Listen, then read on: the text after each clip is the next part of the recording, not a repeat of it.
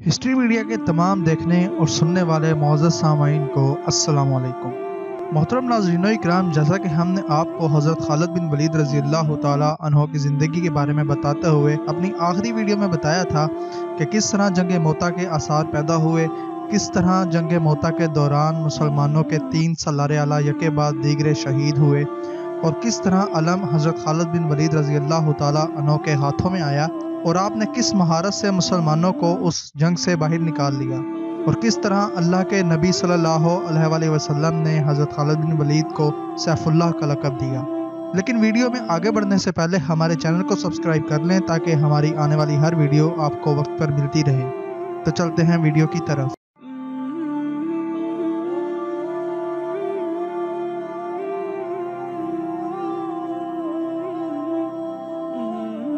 कबीला कुरैश का सरदारे आला अबू सुफियान, जो किसी वक्त ललकार कर बात किया करता था और मुसलमानों के गिरोह को मोहम्मद का गिरोह कहकर उन्हें पल्ले ही नहीं बांधता था, अब बुझ के रह गया था। खालिद रज़ी अल्लाह तआला अन्हु के कबूल इस्लाम के बाद तो अबू सुफियान सिर्फ सरदार रह गया था। यूं लगता था जैसे जंगो जदल के साथ इसका कभी कोई ताल्लुक ही ना रहा हो। उस्मान रज़ी अल्लाह तआला अन्हो और उमर बिन आस रज़ी अल्लाह तआला अन्हो जैसे माहिर जंगजू भी इसका साथ छोड़ गए थे। इसके पास अभी अकरमा और सफ़वान जैसे सालार मौजूद थे, लेकिन अबू सुफियान साफ तौर पर महसूस करने लगा था कि उसकी यानी कुरैश की जंगी ताकत बहुत कमज़ोर हो गई है। तुम बुज़दिल हो गए हो अबू सुफियान, उसकी बीवी हुंद ने एक रोज़ उसे कहा। तुम मदीना वालों को मोहलत और मौका दे रहे हो कि वो लश्कर इकट्ठा करते चले जाएं और एक रोज़ आकर मक्का की ईंट से ईंट बजा दें। मेरे साथ रह ही कौन गया है? अबू सुफियान ने मायूसी के आलम में कहा, मुझे इस शख्स की बीवी कहलाते शर्म आती है जो अपने खावंद और अपने कबीले के मकतूलीन के खून का इंतकाम लेने से डरता है। हुंद ने कहा, मैं कत्ल कर सकता हूँ। अबू सुफियान ने कहा, मैं कत्ल हो सकता हूँ, मैं बुज़दिल नहीं, डरपोक भी नहीं, लेकिन मैं अपने वादे से नहीं फिर सकता। क्या तुम भूल गई हो कि हदीबिया में मोहम्मद सल्लल्लाहु अलैहि वसल्लम के साथ मेरा क्या मुआहिदा हुआ था? अहले कुरैश और मुसलमान 10 साल तक आपस में नहीं लड़ेंगे। अगर मैं मुआहिदा तोड़ दूं और मैदान जंग में मुसलमान हम पर गालिब आ जाएं तो तुम मत लड़ो। हुंद ने बात टोकते हुए कहा, कुरैश नहीं लड़ेंगे, हम किसी और कबीले को मुसलमानों के खिलाफ लड़ा सकते हैं। हमारा मकसद मुसलमानों की तबाही है। हम मुसलमानों के खिलाफ लड़ने वालों को दरपर्दा मदद दे सकते हैं। कुरैश के सिवा कौन है जो मुसलमानों के खिलाफ लड़ने की जुर्रत करेगा? अबू सुफियान ने कहा, मोता में हरकल और गस्सान के 1 लाख के लश्कर ने मुसलमानों का क्या बिगाड़ दिया था? क्या तुमने सुना नहीं था कि 1 लाख के मुकाबले में मुसलमानों की तादाद सिर्फ 3000 थी?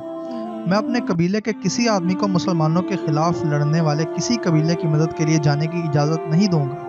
मत बोल अबू सुफियान, उनने गज़बनाक लहजे में कहा, मैं वो औरत हूँ जिसने ओहद की लड़ाई में हमजा का पेट चाक करके उसका कलेजा निकाला और उसे चबाया था। तुम मेरे खून को किस तरह ठंडा कर सकते हो? तुमने हमजा का नहीं, उसकी लाश का पेट चाक किया था। अबू सुफियान ने होंठों पर तंजिया मुस्कुराहट लाकर कहा, मुसलमान लाशें नहीं, और वो जो कुछ भी हैं, खुदा की कसम मैं मुआहिदा नहीं तोड़ूंगा। मुआहिदा तो मैं भी नहीं तोड़ूंगी, हुंद ने कहा, लेकिन मुसलमानों से इंतकाम ज़रूर लूँगी और ये इंतकाम भयानक होगा। कबीला कुरैश में गैरत वाले जंगजू मौजूद हैं। आखिर तुम करना क्या चाहती हो? अबू सुफियान ने पूछा। तुम्हें जल्दी पता चल जाएगा, हुंद ने कहा। मक्का के गिरदोनवा में खज़ा और बनु बकर 2 कबीले आबाद थे। इनकी आपस में बड़ी पुरानी अदावत थी। हदीबिया में जब मुसलमानों और कुरैश में सुलह हो गई और 10 साल तक अदम जारहियत का मुआहिदा हो गया तो ये दोनों कबीले इसी तरह इस मुआहिदे के फरीक बन गए कि कबीला गज़ा ने मुसलमानों का और कबीला बनु बकर ने कुरैश का इत्तेहादी बनने का ऐलान कर दिया था। मुआहिदा जो तारीख़ में सुलह हदीबिया के नाम से मशहूर हुआ, खज़ा और बनु बकर के लिए यूँ फ़ायदेमंद साबित हुआ कि दोनों कबीलों की आए दिन की लड़ाइयाँ बंद हो गईं। अचानक यूँ हुआ कि बनु बकर ने एक रात खज़ा की एक बस्ती पर हमला कर दिया। ये कोई भी न जान सका कि बनु बकर ने मुआहिदा क्यों तोड़ दिया। एक रवायत है कि इसके पीछे हुंद का हाथ था। खज़ा चूँकि मुसलमानों के इत्तेहादी थे, इसलिए हुंद ने इस तवक्का पर खज़ा पर बनु बकर से हमला कराया था कि खज़ा मुसलमानों से मदद मांगेंगे और मुसलमान उनकी मदद को ज़रूर आएंगे, और जब बनु बकर पर हमला करेंगे तो कुरैश मुसलमानों पर हमला कर देंगे। ایک روایت یہ ہے کہ یہ غسانی عیسائیوں اور یہودیوں کی سازش تھی۔ انہوں نے سوچا تھا کہ قریش اور مسلمانوں کے اتحادیوں کو آپس میں لڑا دیا جائے تو قریش اور مسلمانوں کے درمیان لڑائی ہو جائے گی۔ بنو بکر خزاع کے مقابلے میں طاقتور قبیلہ تھا۔ غسانیوں اور یہودیوں نے بنو بکر کی ایک لڑکی اغوا کر کے قبیلہ خزاع کی ایک بستی میں پہنچا دی اور بنو بکر کے سرداروں سے کہا کہ خزاع نے ان کی لڑکی کو اغوا کر لیا ہے۔ بنو بکر نے جاسوسی کی اور پتہ چلا کہ ان کی لڑکی واقعی خزاع کی ایک بستی میں ہے۔ ہند نے اپنے خاوند ابو سفیان کو بتائے بغیر قریش کے کچھ آدمی بنو بکر کو دے دیے۔ ان میں قریش کے مشہور سالار اکرمہ اور صفوان بھی تھے۔ چونکہ حملہ رات کو کیا گیا تھا اس لیے خزاع کے 20 آدمی مارے گئے۔ یہ راز ہر کسی کو معلوم ہو گیا کہ بنو بکر کے حملے میں قریش کے آدمی مدد کے لیے گئے تھے۔ خزاع کا سردار اپنے ساتھ 2-3 آدمی لے کر مدینہ چلا گیا۔ خزاع غیر مسلم قبیلہ تھا۔ خزاع کے یہ آدمی حضور اکرم صلی اللہ علیہ وسلم کے پاس پہنچے اور آپ کو بتایا کہ بنو بکر نے قریش کی پشت پناہی سے حملہ کیا اور قریش کے کچھ جنگجو بھی اس حملے میں شریک تھے۔ خزاع کے ایلچی نے حضور اکرم صلی اللہ علیہ وسلم کو بتایا کہ اکرمہ اور سفیان بھی اس حملے میں شامل تھے۔ رسول اکرم صلی اللہ علیہ وسلم غصے میں آ گئے۔ یہ معاہدے کی خلاف ورزی تھی۔ آپ صلی اللہ علیہ وسلم نے مجاہدین کو تیاری کا حکم دے دیا۔ مورخ لکھتے ہیں کہ رسول اللہ صلی اللہ علیہ وسلم کا رد عمل بڑا ہی شدید تھا۔ اگر معاملہ صرف بنو بکر اور خزاع کی آپس میں لڑائی کا ہوتا تو حضور صلی اللہ علیہ وسلم شاید کچھ اور فیصلہ کرتے، لیکن بنو بکر کے حملے میں قریش کے نامی گرامی سالار اکرمہ اور صفوان بھی شامل تھے۔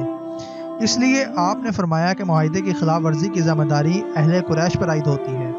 ابو سفیان نے صلح حدیبیہ کی خلاف ورزی کی ہے۔ مدینہ کی گلیوں اور گھروں میں آوازیں سنائی دینے لگیں، رسول اللہ صلی اللہ علیہ وسلم کے حکم پر مکہ کی اینٹ سے اینٹ بجا دیں گے۔ اب قریش کو ہم اپنے قدموں میں بٹھا کر دم لیں گے۔